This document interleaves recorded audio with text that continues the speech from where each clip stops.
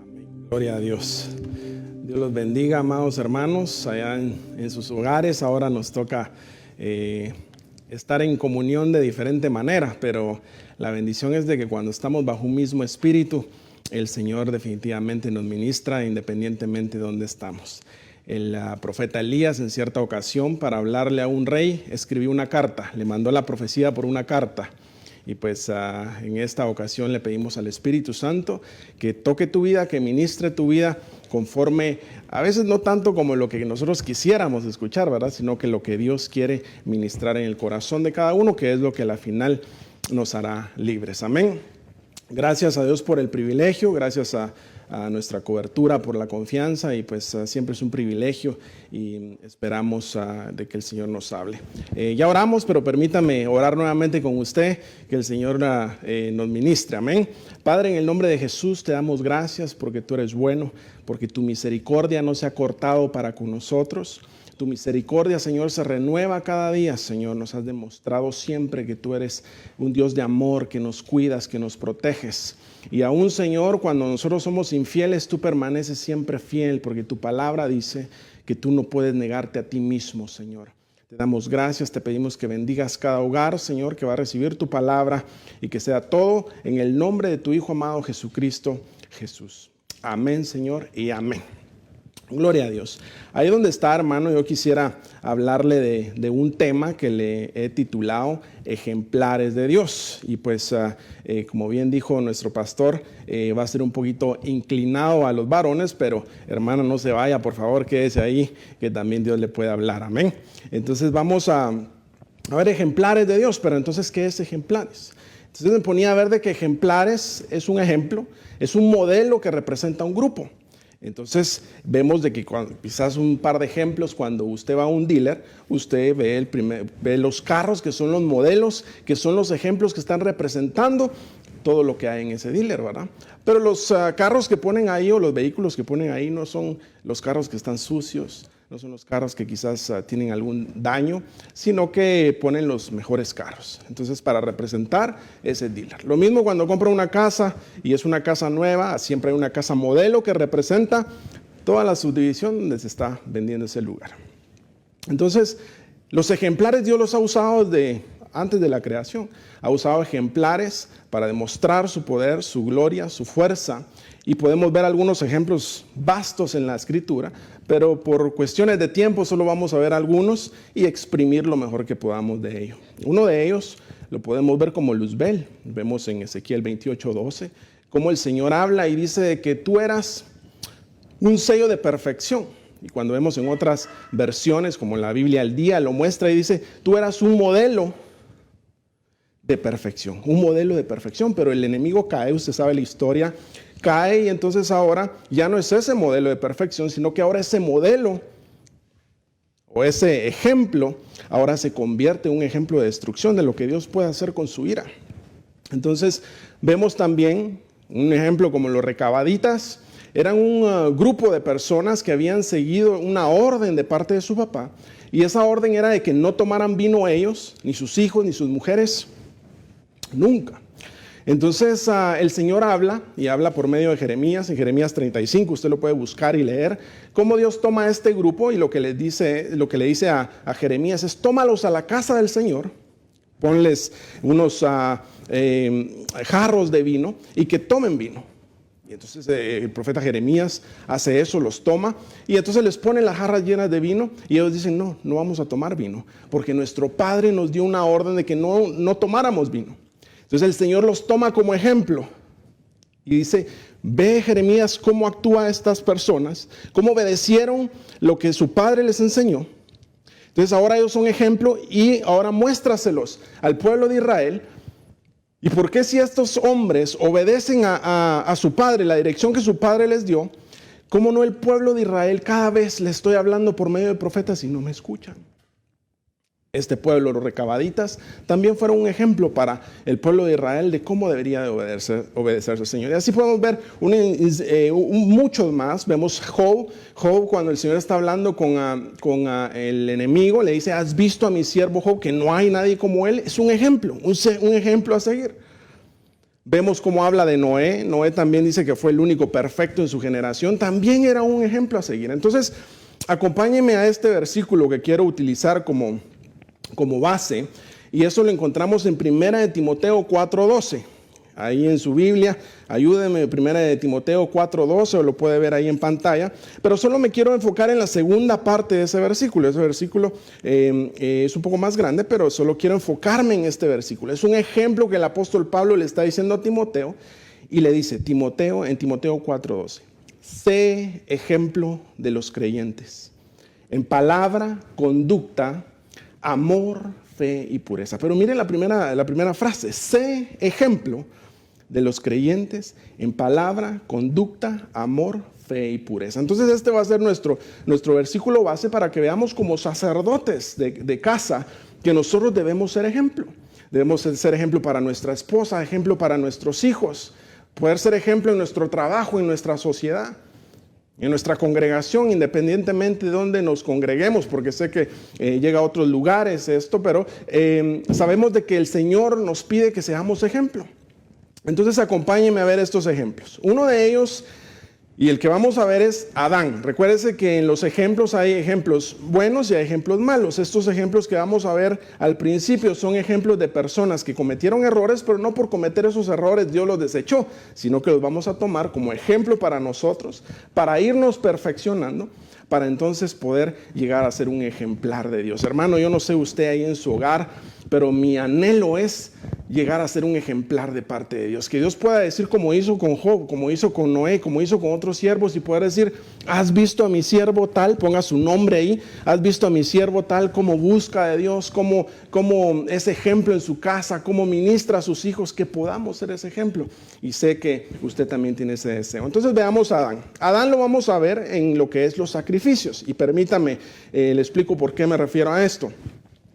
Cuando Adán y Eva pecan, usted conoce la historia, cuando ellos pecan, lo que sucede es de que viene el Señor y los cubre de pieles. Entonces había una clase de sacrificio que iba a ser la comunión con Dios.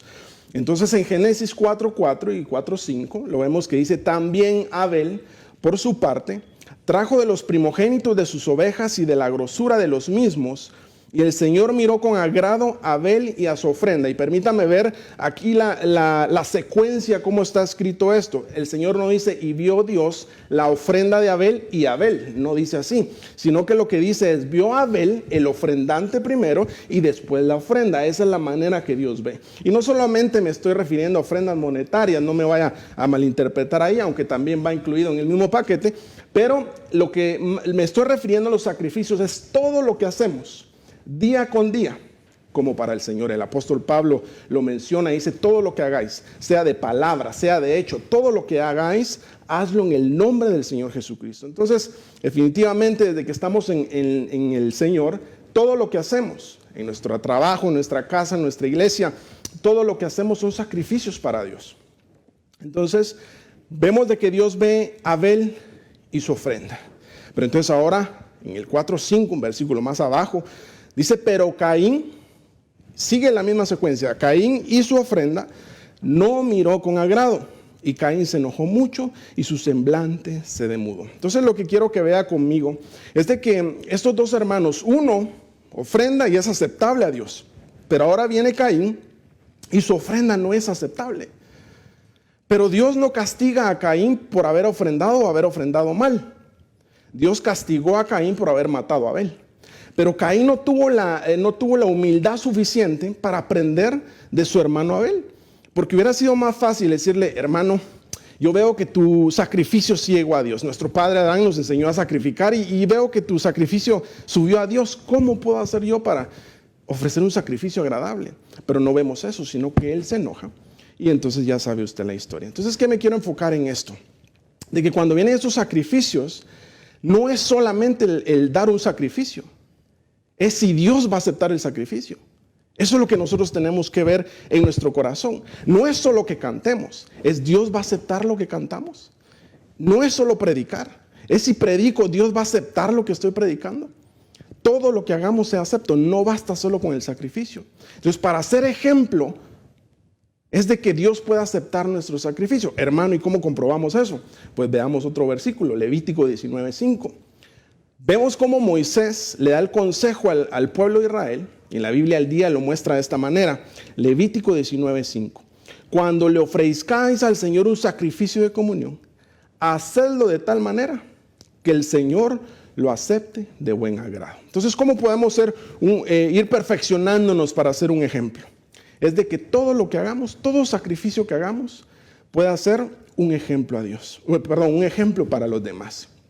Entonces eso lo hacemos definitivamente con la ayuda del Espíritu Santo.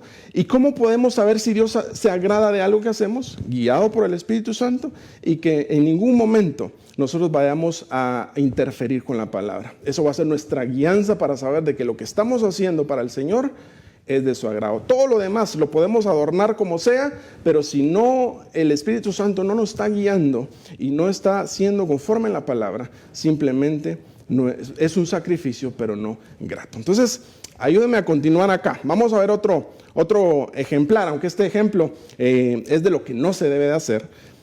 Y Lot representa unas decisiones, las decisiones que se toman como sacerdotes de hogar, de que las responsabilidades que tenemos de tomar decisiones. Dice Génesis 19:12, aquí usted ve cómo Dios iba a destruir Sodoma y Gomorra y envía 2 ángeles para poderlo rescatar. Entonces miren lo que dice Génesis 19:12 y 13. Entonces los 2 hombres dijeron a Lot: ¿a quién más tienes aquí? ¿A tus yernos, a tus hijos, a tus hijas? Y quien quiera que tengas en la ciudad, sácalos de este lugar. El 13 dice: porque vamos a destruir este lugar, pues su clamor ha llegado a ser tan grande delante del Señor, que el Señor nos ha enviado a destruirlo. Entonces yo me puse a pensar y dije: ¿qué hubiera pasado si estos ángeles no hubieran llegado a advertir a Lot? ¿Será que él se hubiera dado cuenta? ¿Será que en su comunión él hubiera podido saber de parte de Dios de que tenía que salir de ese lugar?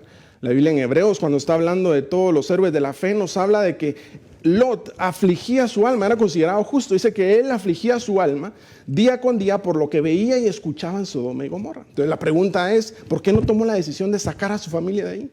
¿Por qué no salió él de allí, sacó a su esposa, a sus hijas? ¿Por qué? Porque quizás ahora ya se había acomodado la familia en ese nuevo lugar y ahora él dejaba que las decisiones fueran tomadas por alguien más, quizás por su esposa o quizás por sus hijos. Ahora no me malinterprete, no estoy diciendo que uno no debe de escuchar a la esposa ni que debe escuchar a los hijos. Lo que estoy diciendo es de que cualquier decisión que vayamos a tomar, no importa quién nos la pida, no importa quién nos la dé, todo eso lo traemos delante de la presencia de Dios y Dios es el que nos tiene que dar la guianza que tomar. En cierta ocasión, con unas mujeres que no se les habían dado herencia porque no había hombre ya en esa parte de la tribu, vienen con Moisés y le dicen: Moisés, a nosotros no es justo que no nos den herencia solo porque no hay hombres aquí en la casa, en esta tribu. Y saben que Moisés no vino y dijo: sí es cierto. O no dijo: no, ustedes están desheredados, no pueden agarrar nada más. Sino que lo que un buen líder hace es ir ante la presencia de Dios, porque dijo: espérenme, ahorita vengo. Y se fue a orar. Se fue a poner eso delante del Señor y el Señor dijo: sí, haz como ellas dicen, está muy bien. Y Él lo hace. Entonces las decisiones que tomamos no podemos, como líderes de hogar, no podemos dejarnos guiar por lo que escuchamos alrededor, por lo que nuestra esposa dice, nuestros hijos dicen, o ni por lo que yo mismo creo como sacerdote. Sino que eso lo tenemos que traer delante de la presencia de Dios para que entonces el Señor tome la decisión. Pero ¿qué pasó aquí con Lot? ¿Por qué Lot no pudo salir de ahí? Sino que tuvo que el Señor en su misericordia irlo literalmente a jalar para poder huir de ese lugar. Entonces las decisiones definitivamente tenemos que ponerlas delante de Dios para tomar las decisiones correctas y poder ser ejemplares de Dios, poder ser ejemplo en la toma de decisiones. Ahora bien, podemos cometer errores definitivamente. Tal vez quizás nos equivocamos en una decisión que tomemos, pero que no sea deliberadamente la toma de decisión o el temor a alguien más, sino que siempre estemos bajo la presencia y la guianza de su Espíritu Santo. Amén. Entonces sigamos. Miren lo que dice Salmos 37:5. Encomienda al Señor tu camino, confía en Él, que Él va a actuar. Esa es la confianza que tenemos. Tenemos la confianza de que si dejamos de que el Señor tome nuestra rienda, la rienda de nuestra vida, que nosotros dejemos que Él sea el que guíe nuestro barco, sabemos de que nos llevará a tierra firme, encomendando al Señor todo camino, toda decisión, y confiar en Él y esperar que Él haga lo que tiene que hacer. Vamos con otro ejemplo. Recuerda que solo estoy exprimiendo lo que necesito dejarle en su corazón, aunque hay muchos detalles más, pero me gustaría solo, por causa del tiempo, agarrar esos pequeños detalles. Moisés nos va a dar la representación de cómo poder ser ese ejemplar, ordenar la casa. Ahora, ¿cómo sucede esto? Aquí cuando ve esta historia que vamos a ver ahorita, en Éxodo 4, 24 al 26, vamos a ver de que aquí ya Dios había llamado a Moisés, ya lo había llamado, ya le había dado las señales, ya le había dado la vara, le había dado todo, lo había preparado para ir a rescatar al pueblo de Israel, para ser libertador. Entonces viene él, su esposa, sus hijos, y entonces van camino a Egipto. Entonces dice Éxodo 4:24, y aconteció que en una posada en el camino, el Señor le salió al encuentro y quiso matarlo. El 25 dice, entonces Séfora tomó un pedernal, cortó el prepucio de su hijo y lo echó a los pies de Moisés. Y dijo, tú eres ciertamente un esposo de sangre para mí. El 26, y Dios lo dejó.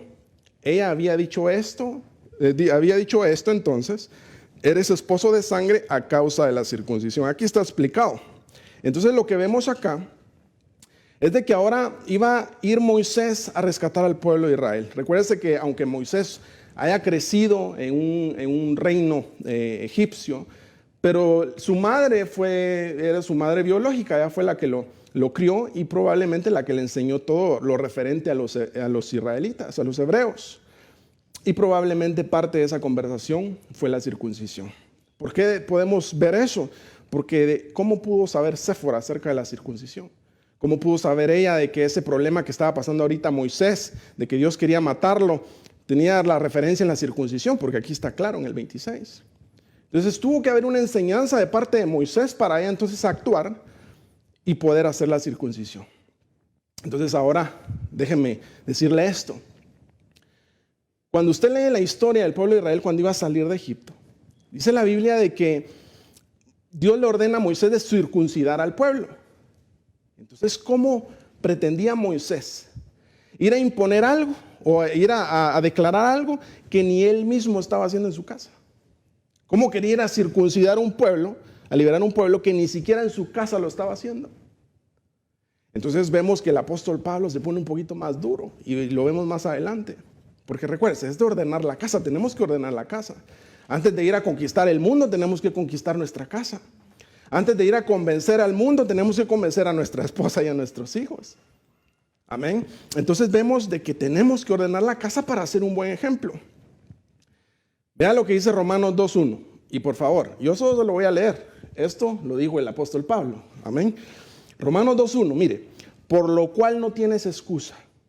Oh hombre, quien quiera que seas tú que juzgas, pues al juzgar a otro, a ti mismo te condenas, porque tú que juzgas practicas las mismas cosas. Mira el 3. Y piensas esto, hombre, tú que condenas a los que practican tales cosas y haces lo mismo, que escaparás al juicio de Dios.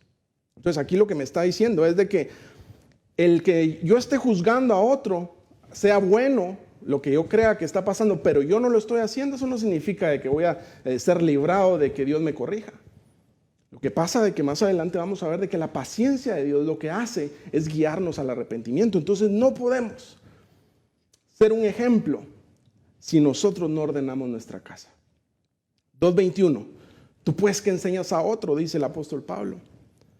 ¿No te enseñas a ti mismo? Tú que predicas que no se debe robar, ¿robas?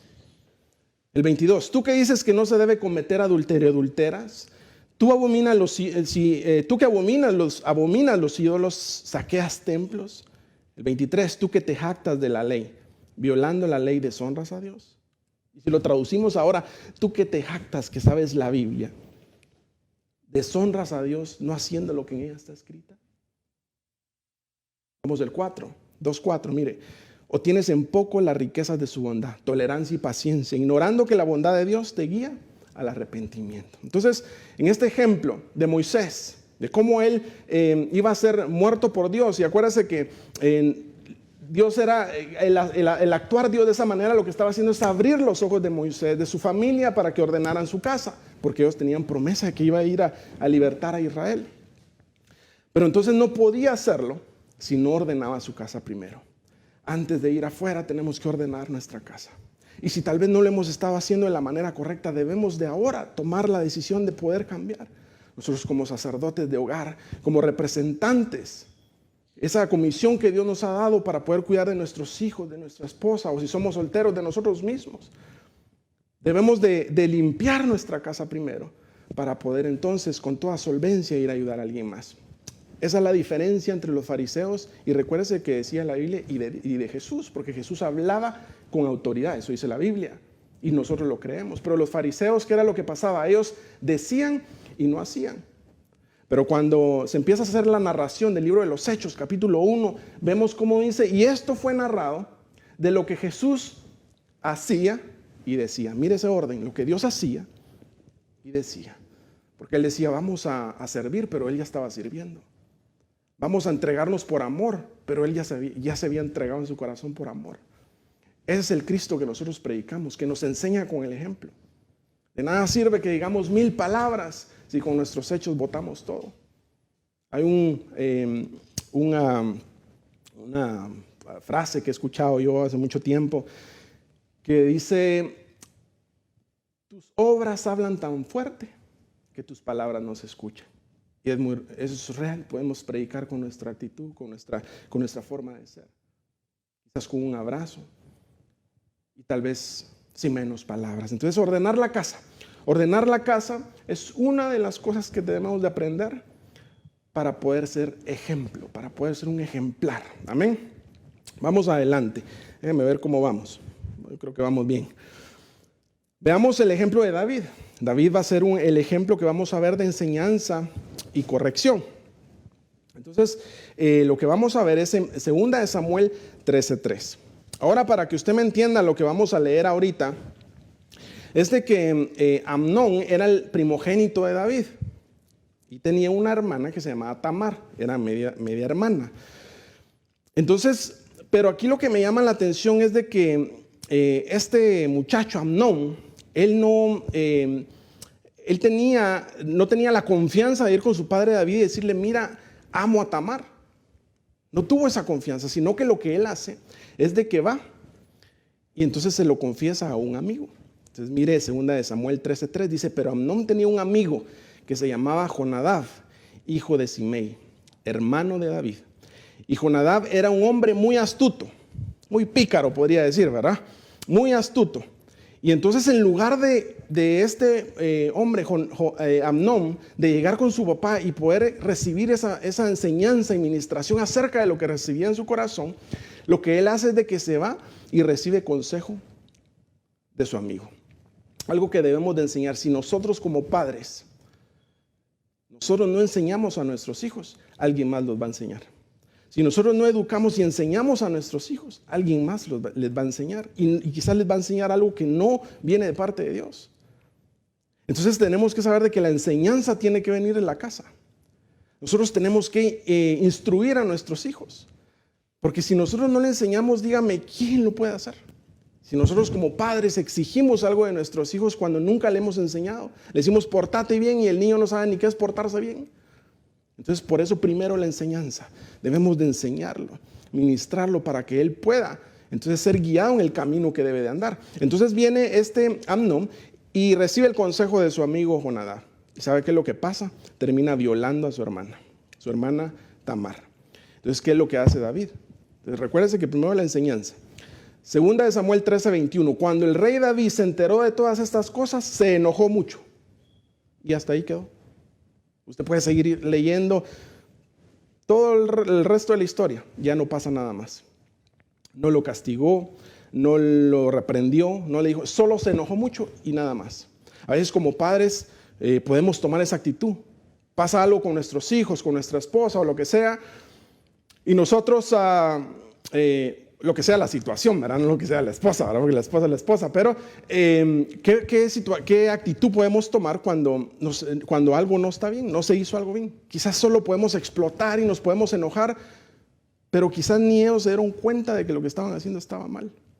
Y si nosotros como sacerdotes no hemos recibido la enseñanza de parte de Dios, la administración de parte de Dios, ¿cómo pretendemos guiar a nuestra esposa o a nuestros hijos? Es imposible. Entonces vemos de que David solo se enoja, no lo reprende. Y por eso es de que vemos lo de la enseñanza primero y después la corrección. Mire 2 Samuel 13:23, abajito dice, pero Absalón no le habló a Amnón ni bien ni mal, pues Absalón odiaba a Amnón porque había violado a su hermana Tamar y se había quedado en injusticia, ¿verdad? Entonces, ¿qué nos enseña la palabra? La palabra nos enseña en Proverbios 22:6. Enseña, mire qué interesante, porque no dice dale palo al niño en su camino para que aprenda, no dice así. Lo que dice es enseña al niño el camino en que debe de andar. Y cuando sea viejo, no se apartará de él. Hebreos 12:6 y 7 dice, porque el Señor al que amar es disciplina y azota a todo el que recibe por hijo. Es para vuestra corrección que sufrís. Dios os trata como a hijos, porque ¿qué hijo hay a quien su padre no disciplina? Entonces lo interesante de esto es de que dice la misma Biblia en Proverbios de que la vara es para el necio. Pero ¿en qué momento el niño, el muchacho se convirtió en necio? ¿Será que lo tratamos como necio con golpes cuando ni siquiera ha tenido la enseñanza? ¿Cómo el niño va a caminar en donde debe de caminar si no le hemos enseñado el camino? ¿Qué es lo bueno? ¿Qué es lo malo? Que cuando cometa un error decirle, mijo, no es así, debe ser de esta manera.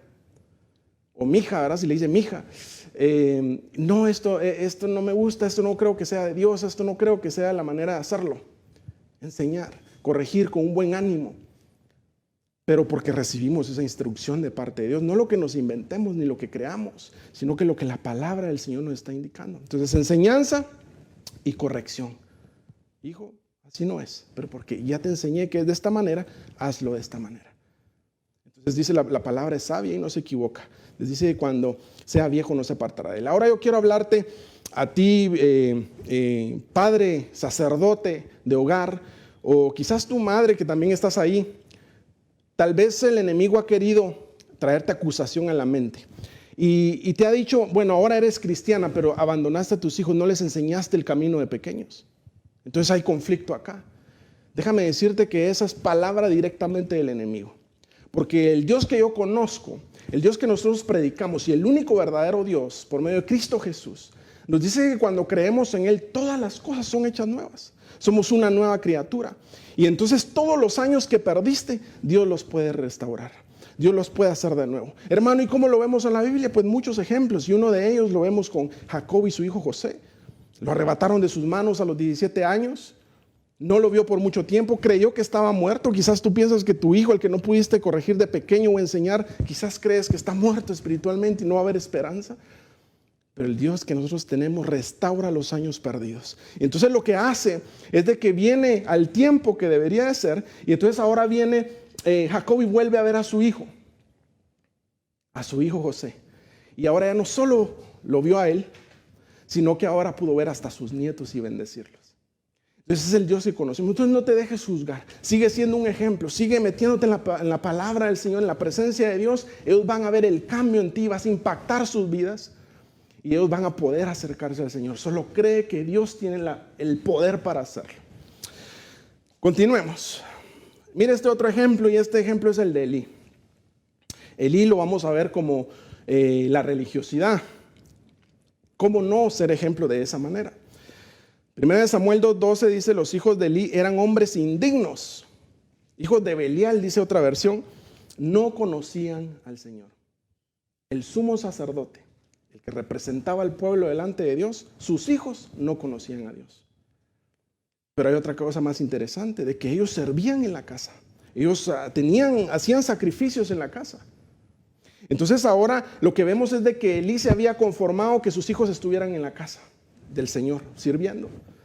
Elí se había conformado y creía de que solo con que estuvieran en la iglesia era suficiente.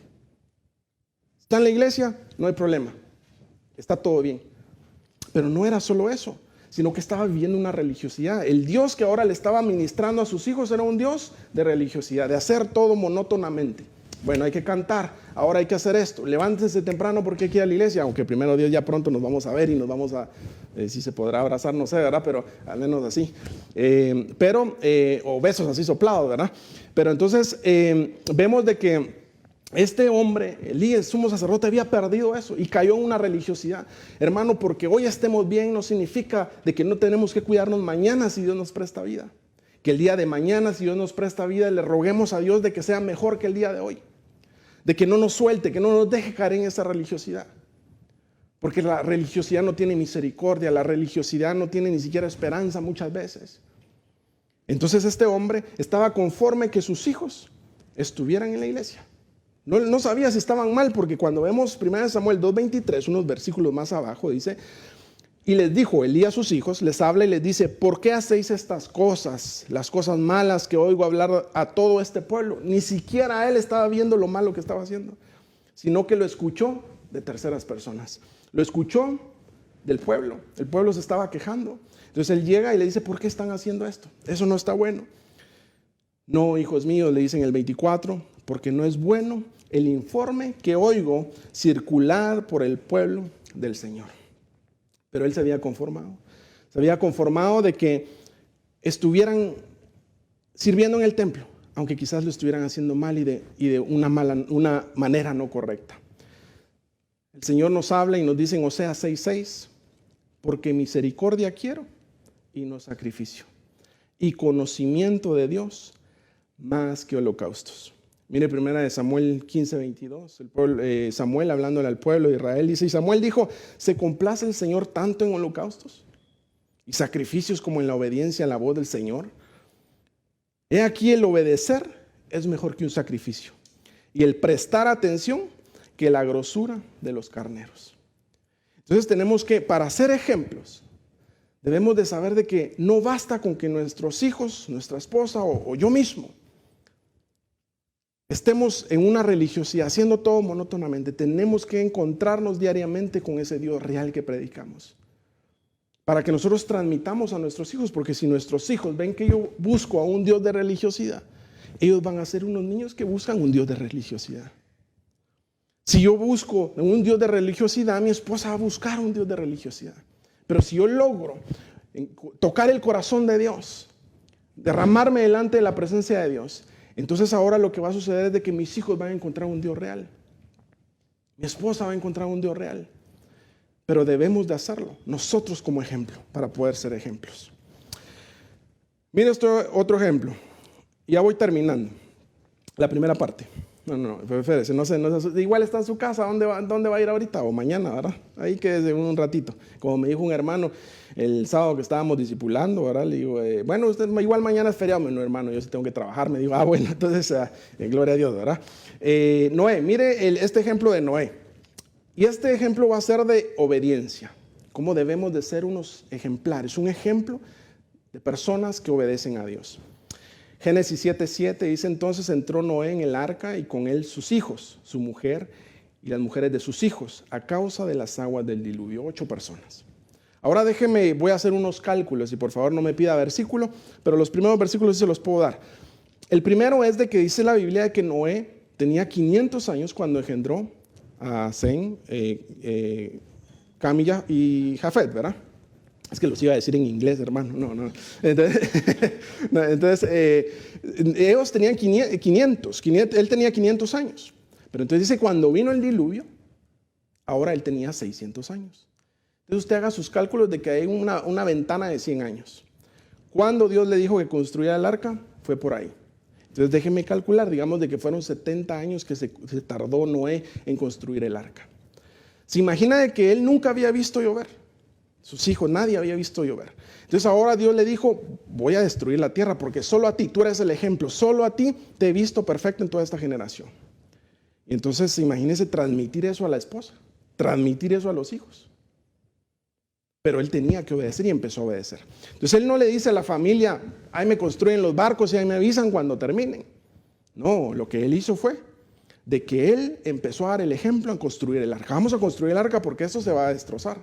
Entonces cuando vivimos una vida de obediencia al Señor, Dios nos da ese respaldo con nuestro cónyuge o con nuestros hijos para que puedan seguir el camino que nosotros estamos siguiendo, meterlos en la visión. Entonces entran ellos. Porque a veces queremos, es que no se me sujetan, es que no me hacen caso, pero nosotros no nos sujetamos a Dios. Primero nosotros nos sujetamos a Dios. Entonces Dios nos da una gracia especial para que entonces se puedan sujetar a nosotros. Es que esto no es de látigo, ¿verdad? Esto no es el ejército de que, bueno, me obedecen porque me obedecen. El ejército, los soldados, ellos no le obedecen al general porque les caiga bien o no. Ellos les toca sujetarse y hacer lo que ellos dicen. Pero aquí no estamos en el ejército. Aquí lo que hacemos es de que buscamos de Dios, vivimos en obediencia. Y entonces el Señor nos da la gracia para que entonces poder hacer lo que Él nos dice. ¿Cuántas promesas quizás Dios te ha dado? Y que ya pasaron años. Quizás 70 años como Noé, 50, 30, 15, no lo sé. ¿Cuántas promesas Dios te ha dado y has dicho, no, pero aquí no parece que va a llover, ¿verdad? El cielo no se está nublando. Entonces, ¿cuánto tiempo ha pasado? Pero lo que te quiero decir es de que si permaneces en obediencia a lo que Dios te dijo y que no modifiques para acoplarte a lo que está pasando para creer de que estás en obediencia a Dios, modificar lo que Dios te dijo. No, si Dios te dijo hace años que hicieras tal cosa, permanece en esa promesa, obediente, siendo ejemplo. No lo modifiques. Lo que Dios te dijo, eso haz. Porque entonces va a traer bendición. Segunda de Pedro 3:3, incluso el apóstol Pedro nos habla de algo tan hermoso y es la obediencia. Nosotros creemos de que el Señor viene pronto. Yo creo que usted lo espera ya en su casa también con todo corazón. Y así mismo nos adelantemos nosotros, pues lo vamos a ver. Pero el apóstol Pedro nos corrigió desde el principio y dice, segunda de Pedro 3:3, ante todo, sabe de esto, que en los últimos días vendrán burladores, con su sarcasmo siguiendo sus propias pasiones. Y diciendo, ¿dónde está la promesa de su venida? ¿No le ha pasado? ¿No ha escuchado usted que le dicen, ¿y cuándo va a venir el Señor? Así vienen diciendo hace tiempo. Pues déjeme decirle que el apóstol Pedro nos advirtió de eso. ¿Dónde está la promesa de su venida? Porque desde que los padres durmieron, todo continúa tal como estaba desde el principio de la creación. Más abajito, 4 versículos más abajo, segunda de Pedro 3:8. Pero amados, no ignoréis esto, que para el Señor un día es como 1000 años y 1000 años como un día. Habacuc 2:3, porque es aún visión para el tiempo señalado. Se apresura hacia el fin y no defraudará. Pero mire esto que está en amarillo, ahí se lo puse. Aunque tarde, espérala, porque ciertamente vendrá y no tardará. Eso es lo que Dios te dice a tu corazón hoy. Todas las promesas que vinieron de parte de Dios, aunque tarde, espérala, porque ciertamente vendrá y no tardará. El Señor es fiel. El Señor dice que no deja que ninguna de sus promesas caigan a tierra, sino que el Señor va a cumplir todo lo que te ha prometido, pero no modifiques. No digas, no, esto no se puede hacer de esta manera, voy a tratar de modificarlo porque ya se tardó mucho el Señor. No, espera que el Señor va a cumplir su obra. Vamos bien, 7 minutos. Job, miren lo que dice Job. Job es un ejemplo de la intercesión. Acuérdense que incluso cuando el Señor está hablando con el enemigo, le dice, ¿has visto a mi siervo Job? Un ejemplar. Job 1:5 dice, y sucedía que cuando los días del banquete habían pasado, hablando de sus hijos, Job enviaba a buscarlos y los santificaba. Y levantándose temprano ofrecía holocaustos, conforme al número de todos ellos. Porque Job decía, quizás mis hijos hayan pecado. Imagínense la comparación de Job con Elí. Quizás mis hijos hayan pecado y tal vez maldecido a Dios en sus corazones. Así hacía Job siempre. Esa es la intercesión que como padres, como sacerdotes debemos de tener. Ser ejemplo en esa parte. De interceder por nuestros hijos, no importando la edad que tengan, no importando si están en el Señor o quizás todavía no han venido. Nuestro trabajo como padres es ser intercesores, interceder por ellos. Por si acaso, no solamente lo que podamos ver, porque qué padre puede estar 24/7 con los hijos, ¿verdad? Es imposible saber qué hacen en todo el día, pero no solamente eso, sino que qué piensan en su corazón. Entonces, Job venía, intercedía por ellos, pedía de que el Señor los ayudara. Pero ¿sabes qué es algo tan hermoso? Y es de que nosotros de la misma manera tenemos a alguien que nos ayude. Nosotros podemos ser ejemplo intercediendo por nuestra familia. Ahora nosotros también tenemos un intercesor en nuestro corazón. Veamos Romanos 8:26. Y de la misma manera, también el Espíritu Santo nos ayuda en nuestra debilidad, porque no sabemos cómo orar o cómo debiéramos de hacerlo. Pero el Espíritu mismo intercede por nosotros con gemidos indecibles. Hay alguien más que intercede por ti, intercede por mí. 1 Juan 2:1. Hijitos míos, os escribo estas cosas para que no pequéis. Y si alguno peca, abogado tenemos para con el Padre, a Jesucristo el justo. Está dos paracletos. Nos está intercediendo el Espíritu Santo y Cristo por ti y por mí. Entonces nosotros debemos, con esa fuerza del Espíritu, interceder por nuestra familia y poder ser ejemplo. La intercesión, la oración tiene poder. Lo que tus manos no pueden hacer, lo que tu intelecto no puede hacer, unas rodillas dobladas, hablando espiritualmente, porque sé que muchas veces físicamente tenemos problemas y no lo podemos hacer, pero que podamos doblar nuestro corazón e interceder por esas cosas que Dios quiere que hagamos. Y ahora sí, este es el último ejemplo que quiero darte. Y es el ejemplo de Abraham. Abraham va a ser ese ejemplo de adoración. Ahora la adoración lo hemos entendido y lo sabemos, de que no es simplemente cantar cantos. La adoración es un estilo de vida de obediencia a Dios. Esa es nuestra adoración, nuestra mejor adoración. Génesis 27:7, usted sabe que aquí iba a ser un sacrificio de Abraham a Isaac. Y habló Isaac a su padre Abraham y le dijo, Padre mío, y él le respondió, heme aquí, hijo mío. Y dijo Isaac, aquí está el fuego, la leña, pero ¿dónde está el cordero para el holocausto? Y Abraham respondió, Dios proveerá para sí el cordero, para el holocausto, hijo mío. Y los dos iban juntos. Ahora usted sabe la historia, solo se la resumo, de que en el monte, en las faldas del monte, deja Abraham a los siervos y les dice, vamos a subir, vamos a adorar y después vamos a regresar.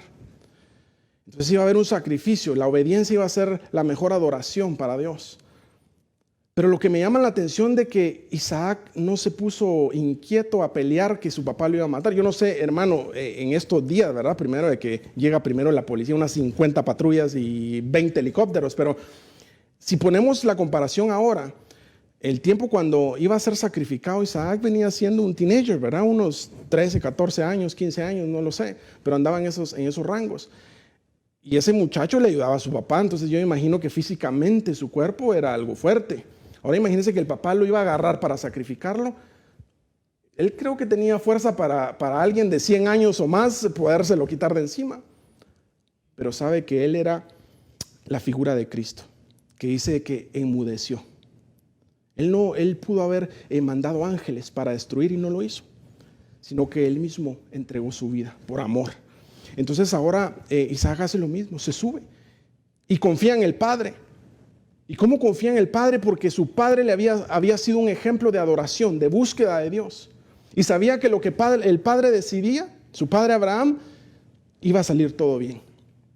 Porque el padre Abraham era un ejemplo de creerle a Dios, de buscarle a Dios. Entonces ahora era fácil seguir las directrices de Abraham, porque todo le salía bien, porque estaba su fe puesta en el Señor. Entonces, de la misma manera, nosotros podemos confiar en Dios y poder ser ejemplos, sabiendo de que todo lo que va a pasar en nuestra vida va a estar bien. Aunque quizás este encierro pueda tener a muchos, ¿verdad?, desesperados ya. Yo quiero decirte de parte de Dios que todo va a estar bien. Siempre y cuando que nuestra vida sea una vida de adoración. Que no esperemos, sí, yo quiero llegar a la iglesia para cantar. Yo lo espero, hermano. Pero no nos limitamos ahí, sino que nuestra vida diaria sea una adoración a Dios, sea un olor grato a Dios, que llegue hasta su presencia, que Él diga, este es mi hijo amado. Génesis 22:12, y el ángel dijo, no extiendas tu mano contra el muchacho ni le hagas nada, porque ahora sé que temes a Dios, ya que no me has rehusado tu hijo, tu único hijo. Termino con estos dos versículos. 1 Corintios 11:1, el apóstol Pablo, aunque no haya registros de que tal vez haya tenido hijos fisiológicos, pero sí tuvo cantidad grande de hijos espirituales, y él dice en 1 Corintios 11:1, sed imitadores de mí, como también yo lo soy de Cristo. Yo no sé ahora si podemos, hazte esa pregunta en tu corazón y di, ¿podría yo decir confiadamente y decir, sigan mi ejemplo porque yo sigo el de Cristo? Yo soy un ejemplar de Dios. Sigan lo que yo hago porque lo que yo hago viene directamente de Cristo. ¿Podríamos decirlo? El mayor ejemplo de toda la historia y de que siempre ha existido desde la eternidad hasta la eternidad. Cristo Jesús. Ese es el sello de la perfección. Él es el único ejemplo que debemos de seguir. Pero entonces Cristo dice en Mateo 11:29, y aquí termino: tomad mi yugo sobre vosotros y aprended de mí. Si me dice aprended de mí, yo creo que Él me está diciendo que necesitamos aprender, hermano. Aprended de mí, que soy manso y humilde de corazón, y hallaréis descanso para nuestras almas. Entonces eso es lo que dice el Señor Jesucristo. Entonces lo que dice, y cierro acá, dice el Señor: aprendan de mí. Él es el sello de la perfección. Él es el ejemplar por excelencia.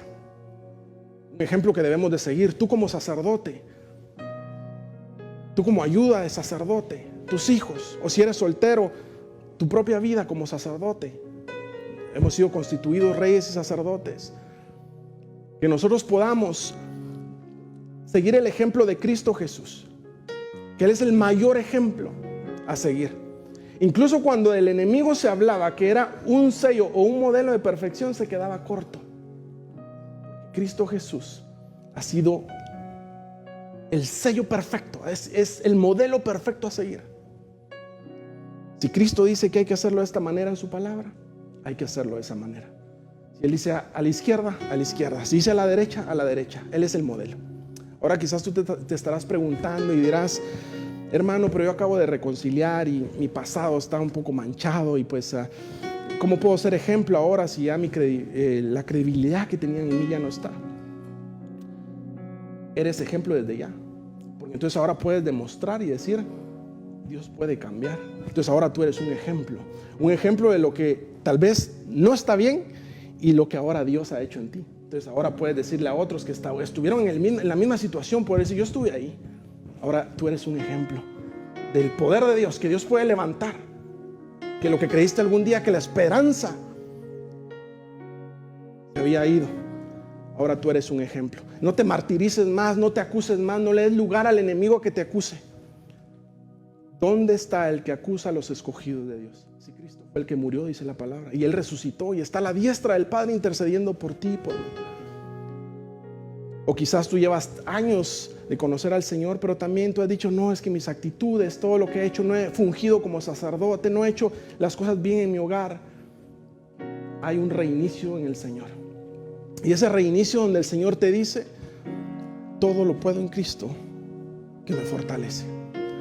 Yo quiero hacer una oración ahí donde estás. Si hay alguien que nos estuviera viendo que nunca ha rendido su corazón al Señor, que has probado todo y te has dado cuenta que nada ha funcionado, que te has hundido más en esa arena movediza, quiero decirte de que Cristo cambia, Cristo transforma. No es una religiosidad, es un Cristo vivo y real.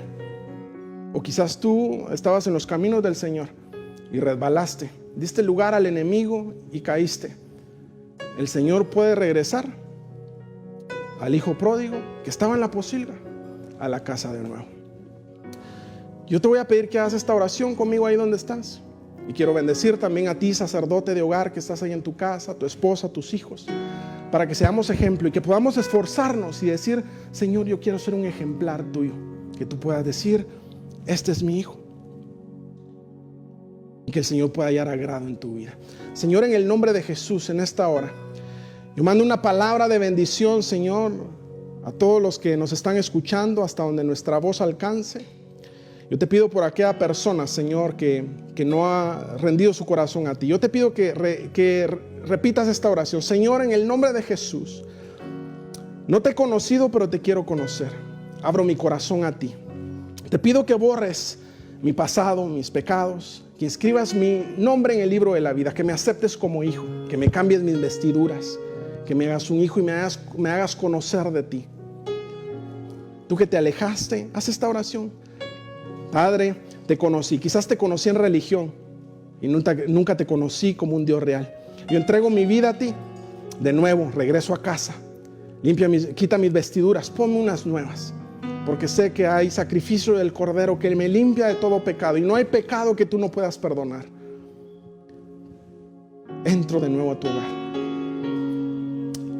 A ti, sacerdote de hogar, varón de Dios, sé valiente. Toma la decisión de cambiar. Sigamos examinando nuestra vida y cambiemos para bien, que seamos ejemplo para nuestra esposa y nuestros hijos.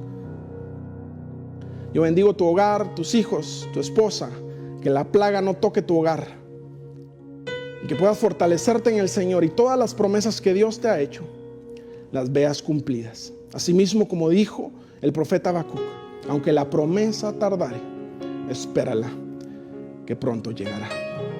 En el nombre poderoso de Jesús. Amén, Señor, y amén.